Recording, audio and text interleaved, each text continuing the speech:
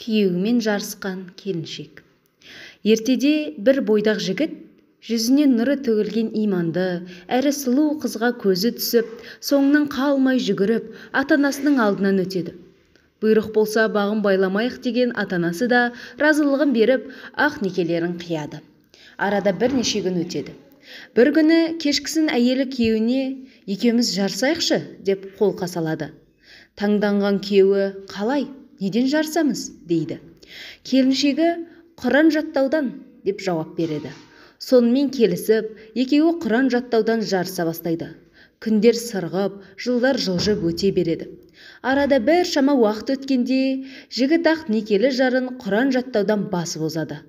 Мұнысын марқайып, қатты қуанған ол, бір күні ата енесіне қонаққа барып отырып, әңгіме арасында, білесіздер ме, біз қыздарыңыз екеуміз Құран жаттаудан жарысып едік. Арада 2 жыл өткенде мен Құранды толығымен жаттап қари болдым. Қыздарыңызды басып озып жеңімпаз атандым, дейді марқайып. Бұл сөздерді естіген ата енесі аң-таң болып бір-біріне қарасады. Енесі, балам-ау, біздің қызымыз Құран кәрімді 9 жасында жаттап алған. Сен мұны білмеуші ме едің, дейді. Мұны естіп қайран болған жігіт әйеліне келіп, оның мұнымен осынша уақыт неге жасырып жүргендігін сұрайды. Сонда парасатты келіншек, мен сізбен танысқанда, сіз Алланың танығаныңызбен, оның сөзінен де, өзінен де алыстау жігіт едіңіз.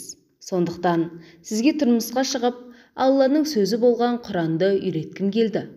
Алла жазса, жәннатта сізбен бір деңгейде болуды қаладым деп жауап берген екен.